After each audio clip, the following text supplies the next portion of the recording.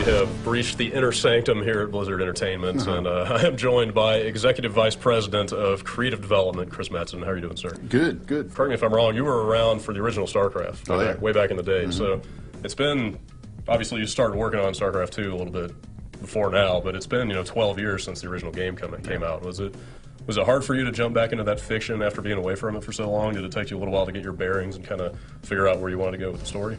It wasn't hard to jump back into it creatively. I think most of us had a lot of passion and excitement to get back into it.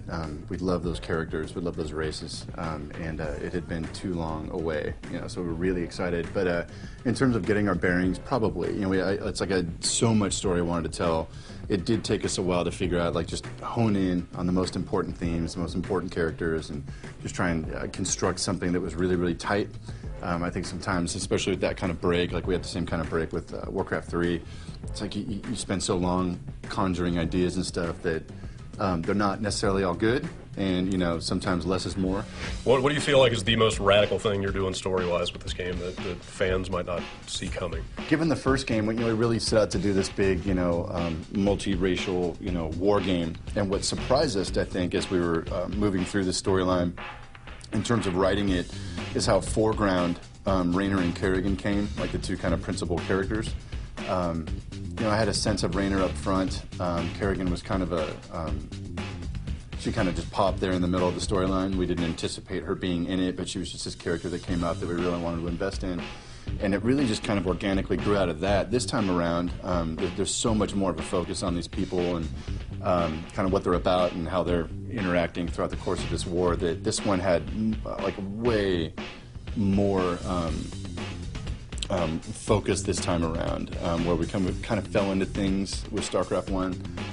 This one's all built on top of those ideas, so it's much sharper and much more thematically crisp, I think. Did you ever have an expectation of there being a fourth faction in this game, or did you ever feel any kind of disappointment that you didn't get to create a whole new race for this and you just kind of sticking to the original three? For my money, I never really gave a whole lot of weight behind a fourth faction, pardon me. I've always thought StarCraft is really about those three races. The problem is they're so, the kind of theme and mechanic behind each race is pretty clean. The psychic aliens, the crazy swarming insects, and the technical, robot Terrans or whatever.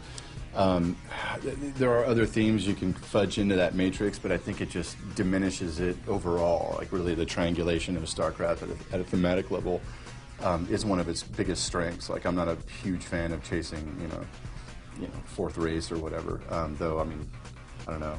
Never say never, I guess. Sure. But that's certainly not admitting to building anything. But fourth StarCraft 2 game. Exactly. You never know what might happen down the road. Sure. But for this sequel and its expansions, 3 is the magic number. Sure. So are you kind of spreading yourself around all of the Blizzard properties at this point? Diablo is kind of the big next release, and you've got this mysterious next MMO going on. Right.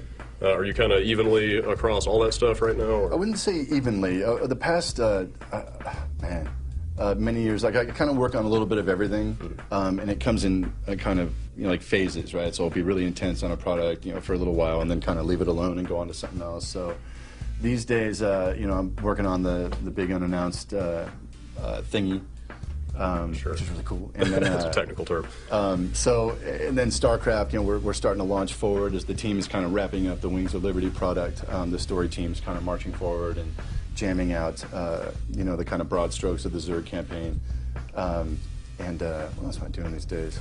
Always kind of jamming on. I work with Alex Afrasiabi, who's the lead world designer on WoW, and we're just kind of always jamming on WoW as it moves forward and how that story plays out. So.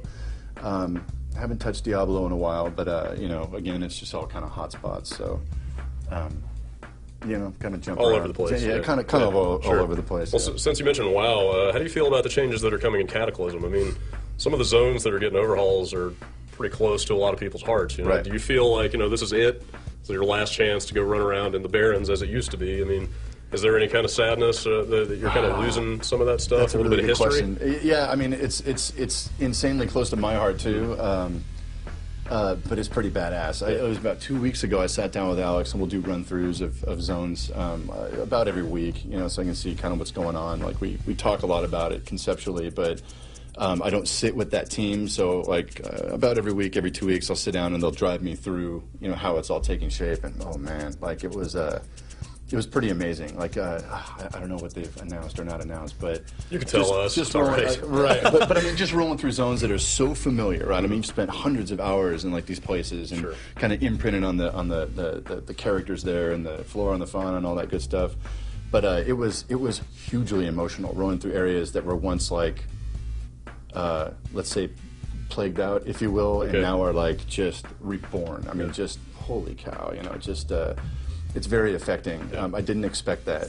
So obviously with this kind of character-driven sort of drama that's going on in StarCraft 2, you guys have brought a pretty accomplished voice cast together. How's it been working with some of those guys? I mean, you've got Trisha Helfer's probably the biggest name on there, but there's some really talented people on there. I mean, were you in there for all those sessions? Like, how did that stuff work out for you? Oh yeah, many hours in the studio. It was awesome. It was a long process, you know, with a cast that big and you know with so much dialogue. But it was awesome getting the old school guys back. Like Robert Clotworthy came back and just absolutely killed it, you know, and James Harper.